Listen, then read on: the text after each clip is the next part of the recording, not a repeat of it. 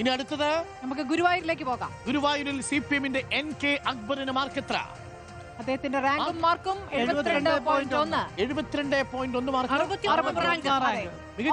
മോശമല്ലാത്ത മാർക്കാണ്, റാങ്കാണ്. NK അക്ബർ ഗുരുവായൂരിൽ ഇക്കുറി ഒരുപാട് പേര് ഗുരുവായൂർ സീറ്റ് വെച്ച് മാറാനൊക്കെയുള്ള ആലോചന മുസ്ലിം ലീഗും കോൺഗ്രസും തമ്മിലുണ്ടായിരുന്നു. അപ്പോൾ NK അക്ബർ ഗുരുവായൂരിൽ മികച്ച പെർഫോമൻസ്, നല്ല ഭൂരിപക്ഷത്തിൽ ജയിച്ച MLA ആണ്. അതെ, 61ാം റാങ്കുമായി NK അക്ബറിന്റെ മിന്നും പ്രകടനം എന്ന് വേണമെങ്കിൽ പറയാം. ഗുരുവായൂരിൽ മോശമല്ലാത്ത പ്രകടനം അല്ലേ?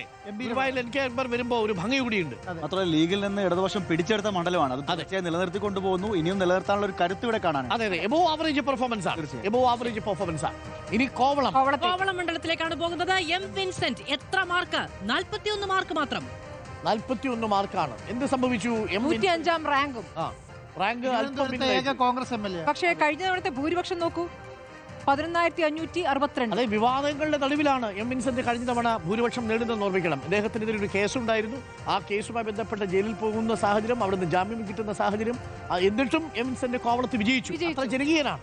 പക്ഷേ ജനകീയനാണെങ്കിലും പെർഫോമൻസിന്റെ കാര്യത്തിൽ കോവളം അത്ര മികച്ച മാർക്കല്ല കൊടുക്കുന്നത്. 41.1 മാർക്കേ കൊടുക്കുന്നുള്ളൂ. കഷ്ടിച്ച് പാസ്സായി എന്ന് പറയാം. 105ാം റാങ്കുമാണ്. മെച്ചപ്പെട്ട പ്രകടനം നിലനിർത്തുക എന്ന് പറയുന്നത് പ്രതിപക്ഷത്തിന് വലിയ ബാധ്യതയിൽ. പക്ഷേ കോവളത്ത് വിൻസെന്റ് ഇപ്പോഴും ജനകീയനാണ്, പക്ഷേ പെർഫോമൻസ് വൈസ് പിന്നിലാണ്. അടുത്തത് കയ്പമംഗലത്ത് E.T. ടൈസൺ ഇത്തവണ പറവൂരിലാണ് പ്രതിപക്ഷ നേതാവിന്റെ എതിരാളിയാണ്. 77.4 പെർഫോമൻസ് ആണല്ലോ. അതെ, 34ാം റാങ്ക്. 34ാം റാങ്ക്. അപ്പോൾ പ്രതിപക്ഷ ഒരു ശക്തനായ എതിരാളിയാണ്. കയ്പമംഗലത്തെ 34ാം റാങ്ക് നേടി E.T. ടൈസൺ 13ാം റാങ്ക് നേടിയ പ്രതിപക്ഷ നേതാവിന്റെ അടുത്തേക്ക് വരുന്നു.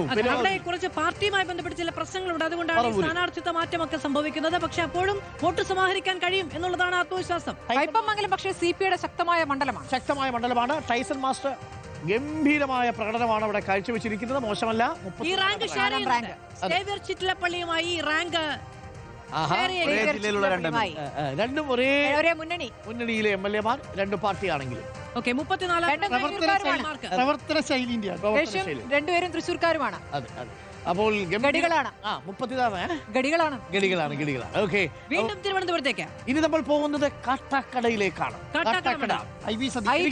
ഞാനും വളരെ കൗതുകപൂർവ്വം ഉറ്റുനോക്കുന്ന റിസൾട്ട് 76.8. നല്ല പെർസെന്റേജ് ആണ് അല്ലേ? 76.8. അതായത് റാങ്ക്. മികച്ച സംഘാടകനാണ്. മണ്ഡലത്തിൽ ജനകീയനാണ്. കാട്ടാക്കടയെ കാർബൺ ഫ്രീ മണ്ഡലമാക്കാൻ വേണ്ടി പ്രയത്നിച്ചുകൊണ്ടിരിക്കുന്ന നേതാവാണ്. ഒരുപാട് ഇന്നോവേറ്റീവായ സംരംഭങ്ങളുടെ തുടക്കക്കാരനാണ്. വിദ്യാർത്ഥികൾക്കും ചെറുപ്പക്കാർക്കും ഒക്കെ സംരംഭകർക്കും ഒക്കെ വളരെ പ്രിയപ്പെട്ടവനാണ്.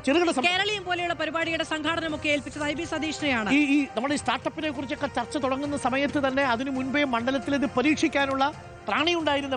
IB സതീഷിനോട് 5 മിനിറ്റ് ആരെങ്കിലും സംസാരിച്ചാൽ നമ്മുടെ കുടുംബത്തിലെ ഒരാൾ എന്ന നിലയ്ക്ക് ആധിപത്യം മാത്രമല്ല വളരെ സൗമ്യമായ സംസാരം. കൊടുങ്കാറ്റ് പോലെ വന്നാലുണ്ടല്ലോ കുറച്ചു നേരം സതീഷോട് സംസാരിച്ചു കഴിഞ്ഞാൽ മന്ദമാരുതനാകും എന്നുള്ളൊരു പ്രത്യേകതയുണ്ട്. നമ്മൾ നേരത്തെ നജീബ് കാന്തപുരത്തെ കൊണ്ടൊക്കെ പറഞ്ഞ പോലെ മണ്ഡലത്തിൽ ധാരാളം പദ്ധതികൾ ജിയോകളുമായി സഹകരിച്ച്, പ്രാദേശിക കൂട്ടായ്മകളുമായി സഹകരിച്ച്, അങ്ങനെ ഇന്നോവേറ്റീവായ പല പദ്ധതികളും മണ്ഡലത്തിൽ നടപ്പാക്കി വലിയ രീതിയിൽ വിജയം നേടിയ MLA എന്നുള്ളത്. അതായത് എവിടെ നിന്ന് കിട്ടുന്ന ഏതൊരാശയവും മണ്ഡലത്തിൽ എങ്ങനെ ഉപയോഗിക്കാം എന്ന് ചിന്തിക്കുന്ന മണ്ഡലം മാത്രമേ ഉള്ളൂ. CR മഹേഷിന്റെ കാര്യം പറഞ്ഞതുപോലെ, നജീബ് കാന്തപുരത്തിന്റെ കാര്യം പറഞ്ഞതുപോലെ, കാട്ടാക്കടയിൽ MB IB സതീഷ് 37ാം റാങ്ക്.